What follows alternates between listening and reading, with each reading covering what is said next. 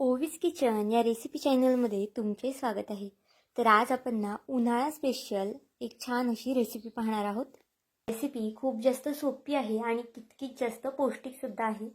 ही recipe ना तुम्ही आठवड्यातून 2 ते 3 वेळा आरामात कराल, कारण की अगदी बनवायला झटपट आहे आणि खायला म्हणाल ना तर अगदी अप्रतिम लागते। त्यामुळे प्रत्येकाने ही रेसिपी केलीच पाहिजे। तर चला थोडाही वेळ न घालवता लगेच रेसिपीला सुरुवात करूया। आता या रेसिपीसाठी ना बघा इथे एक बीट घेतलेला आहे। आता 1 ते 1.5 बीटाचा इथे मी वापर करणार आहे। आता हा पदार्थ ना मी 2 जणांसाठी करते, त्यानुसार इतकं बीट पुरेसं आहे। पण जर तुम्ही जास्त लोकांसाठी करत असाल ना तर एक 3 ते 4 बीट घेतले तरी सुद्धा चालतील। मुलं इतर वेळेस मुलांना बीट खायला दिले ना तर मुलं बीट खात नाही, पण जर तुम्ही अशा पद्धतीने त्यांना बीट खाऊ घातलं ना तर ते नक्कीच मागून मागून तुमच्याकडून हा पदार्थ खातील। आता सुरुवातीला बीट आपल्याला स्वच्छ असं किसून घ्यायचं आहे। त्याची साल काढून छान असं बीट किसून घेतलेलं आहे पहा। बीट किसायच्या किंवा सोलायच्या अगोदरच आपल्याला धुवून घ्यायचं आहे। बीट सोलायच्या अगोदर धुतलं ना की नंतर त्याचा जो आरक असतो ना तो निघून जात नाही। त्यामुळे बघा बीट सोलायच्याच अगोदर इथे मी धुवून घेतलं आहे आणि बारीक किसणीने किसून घेतलं आहे। तुम्ही नुसतं चिरून सुद्धा बीट इथे घालू शकता, पण जर छान अशा पद्धतीने बीट किसून घातलं ना की त्याचे तुकडे तुकडे वाटल्यानंतर राहत नाही। त्यामुळे बघा शक्यतो बीट किसूनच घाला। आता यामध्ये ना आपल्याला पोहे घालायचे आहेत। तर इथे मी एक 2 ते 3 मिनिटं अगोदरच पोहे भिजत घातले होते। जर तुम्ही 1.5 बीट घेत असाल किंवा 2 बीट घेतला असेल ना तर त्यासाठी 1 वाटी पोहे लागतील। पोहे छान मऊसूत असे भिजवायचे आहेत, जास्त पाणी घालून। आता मिक्सरचं भांडं छोटं आहे त्यामुळे बघा मी अर्धे पोहे घातलेले आहेत, पण जर तुमच्या मिक्सरचं भांडं ना मोठं असेल ना तर तुम्ही एकदम सगळ्या गोष्टी यामध्ये घालू शकता। आता यामध्ये थोडंसं पाणी घालायचं आहे आणि हे छान असं फाईन पेस्ट याची करून घ्यायची आहे। पाहू शकता अगदी बारीक असं वाटून घेतलेलं आहे। जर बिटाचे इथे मी तुकडे केले असते ना तर यामध्ये बिटाचे तुकडे तुकडे सुद्धा राहिले असते, त्यामुळे शक्यतो बीट इथे किसून वापरायचं आहे। आता जे उरलेले पोहे आहेत आणि अजून बाकीचे जिन्नस आहे ना ते सुद्धा आपल्याला यामध्ये आता घालायचं आहे। इथे बघा मी 1 वाटी बारीक रवा घेतलेला आहे। जितके पोहे घ्याल ना तितकाच तुम्हाला इथे रवा घ्यायचा आहे। बघा बारीक जर रवा नसेल ना तुमच्याकडे तर तुम्ही जाड रव्याचा सुद्धा वापर करू शकता। आता भांडं लहान असल्यामुळे इथे मी अर्धा रवा घातला आहे आणि 1 मोठा चमचा दही घातलेला आहे। आता हे सगळं आपल्याला पुन्हा वाटून घ्यायचं आहे आणि जो बाकीचा उरलेला रवा होता ना तो सुद्धा इथे मी वाटून घेतला होता। पाहू शकता आपलं बॅटर जे आहे ना ते किती जास्त छान असं कलरफुल झालेलं आहे। अगदी मस्त असा रंग आलेला आहे बॅटरला। आता हे बॅटर अगदी छान असं हलवून घेऊया। तुम्ही इथे पाहू शकता बॅटरची जी कन्सिस्टन्सी आहे ना ती खूप जास्त पातळ सुद्धा नाही आणि खूप जास्त घट्ट सुद्धा नाही। आता यामध्ये भरपूर अशी कोथिंबीर घालायची आहे। खरं तर कोथिंबीरमुळे ना या पदार्थाला अजून जास्त छान अशी टेस्ट येते, त्यामुळे कोथिंबीर घालताना मात्र चिंगूपणा करू नका। चवीनुसार मीठ घालून घेतलेलं आहे आणि हे बॅटर आपल्याला छान असं हलवून घ्यायचं आहे। पाहू शकता अगदी छान असा रंग आलेला आहे बॅटरला। तुमच्याकडे जर गाजर वगैरे असेल ना तर ते सुद्धा तुम्ही यामध्ये किसून घालू शकता। इथे मी थोडंसं मला घट्ट वाटत होतं त्यामुळे अगदी थोडंसं बघा पाणी घातलं होतं आणि अगदी या पद्धतीची कन्सिस्टन्सी आपली झालेली आहे। आता बॅटर थोडा वेळ साईडला ठेवून द्यायचं आहे आपल्याला आणि यासाठी ना एक छान अशी चटणी करणार आहे मी, ती सुद्धा पाहून घ्या, कारण की ही चटणी यापूर्वी तुम्ही कधीच पाहिली नसेल किंवा कधी खाल्ली सुद्धा नसेल। ही रेसिपी ना तुम्हाला इतकी जास्त आवडणार आहे ना की तुम्ही मार्केटमधून एक 2-2, 3-3 किलो शिमला मिरची आणाल हा पदार्थ करण्यासाठी। इतका जास्त अप्रतिम हा पदार्थ तयार होतो। त्यासाठी बघा इथे मी 3 शिमला मिरची घेतलेली आहेत। आता हा पदार्थ 2 जणांसाठी करते, त्यानुसार 3 शिमला मिरची पुरेशा आहेत। आता 1 टोमॅटो आपल्याला बघा इथे लाल असा टोमॅटो घ्यायचा आहे। जास्त अजून लाल असेल ना तो घेतला तरी चालेल, पण माझ्याकडे इथे बघा असा टोमॅटो अवेलेबल होता त्यामुळे मी हा घेतला आहे। आता टोमॅटोला मधनं अशा पद्धतीने चिरा करून घेतलेले आहेत। तोपर्यंत एका साईडला गॅसवरती कढई तापत ठेवलेली आहे। कढईमध्ये 1 ते 1.5 ग्लास इतपत पाणी घालून घ्यायचं आहे आपल्याला। आता गॅस फास्ट करायचा आहे आणि पाण्याला छान खळखळून अशी उकळी आणायची आहे। इथे पाहू शकता पाण्याला छान अशी खळखळून उकळी आलेली आहे। आता शिमला मिरची या पाण्यामध्ये टाकायच्या अगोदर स्वच्छ अशा धुवून घ्यायच्या आहेत आपल्याला आणि नंतर यामध्ये आपल्या ज्या सिमला मिरच्या आपण घेतल्या होत्या ना त्या सगळ्या टाकून द्यायच्या आहेत. आपण जो बीटाचा पदार्थ करतोय ना त्यासोबत ही रेसिपी नक्की करा, कारण की खूप जास्त अप्रतिम लागते. पण जर तुमच्याकडे सिमला मिरची नसेल ना तर तुम्ही दुसरी नॉर्मल चटणी केली ना तरीसुद्धा चालणार आहे. आता बघा यामध्ये सिमला मिरची आणि टोमॅटोसुद्धा आपल्याला टाकून घ्यायचं आहे. आता गॅस अगदी मीडियम करायचा आहे आणि मीडियम स्लो गॅसवरती आपल्याला हे 4 ते 5 मिनिटं शिजून द्यायचं आहे. बघा झाकण ठेवून शिजून घ्यायचं आहे म्हणजे लवकर हे शिजलं जातं. आणि गॅस इथे जर तुम्ही फास्ट केला ना तर उकळीमुळे पाणी बाहेर वगैरे येऊ शकतं, त्यामुळे शक्यतो स्लो गॅसच करून घ्यायचा आहे. तोपर्यंत बघा इथे एक लहान आकाराचा कांदा बारीक असा कट करून घ्यायचा आहे. आता इथे एक कांदा कट करून घेते आणि नंतर तुम्हाला दाखवते. तर इथे पाहू शकता छान बारीक असा कांदा कट करून घेतलेला आहे. आता कांदा आपल्याला नक्की कशासाठी लागणार आहे ना हे सुद्धा पुढे सांगते, त्यामुळे व्हिडिओ शेवटपर्यंत पहा, कुठे स्किप करू नका. आणि जर हा व्हिडिओ तुम्हाला थोडा जरी आवडला असेल ना तर नक्कीच व्हिडिओला एक लाईक आणि एक सबस्क्राईब करून घ्या, कारण की तुमचं एक एक लाईक एक एक सबस्क्राईब हे नवीन यूट्यूबरसाठी खूप जास्त मोलाचं असतं. तसाच माझा हा व्हिडिओ तुम्ही कोणत्या देशातून शहरातून पाहत आहात ना हे सुद्धा मला कमेंट करून सांगायला विसरू नका. आता बघा एक 4 ते 5 मिनिटांनंतर आपल्या सिमला मिरच्या सुद्धा वाफळल्या आहेत.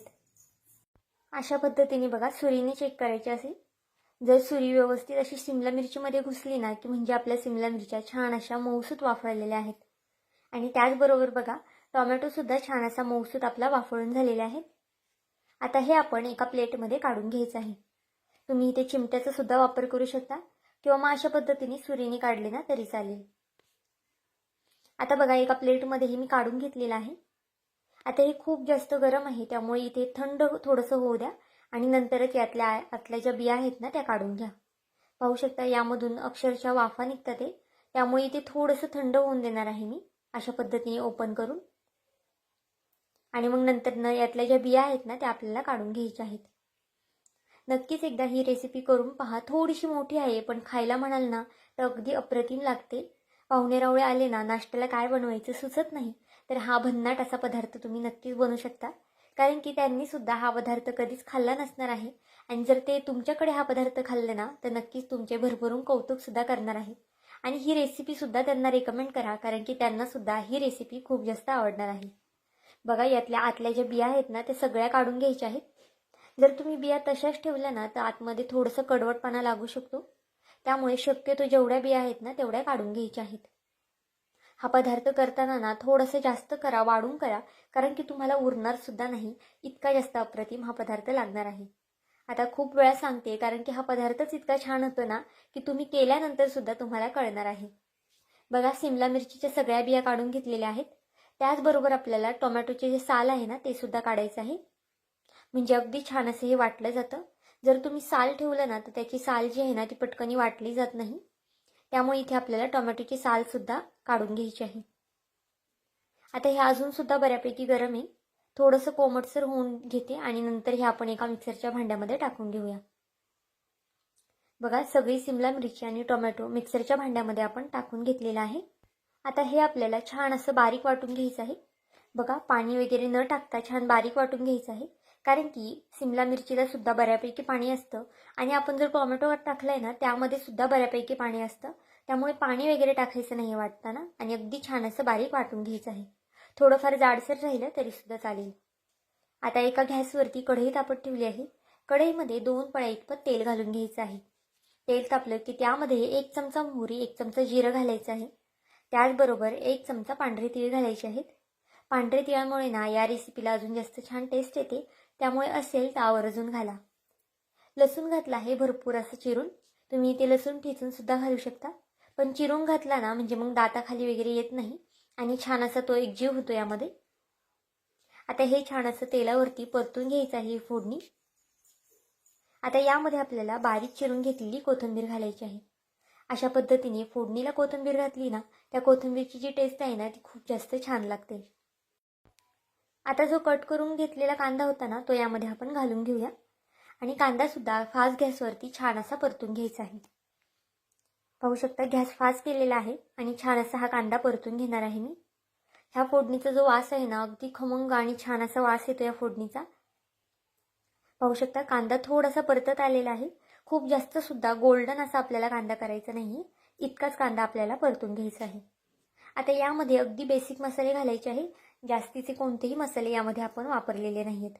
अर्धा चमचा हळद घातलेली आहे. 1 ते 1.5 चमचा लाल तिखट घातलेला आहे.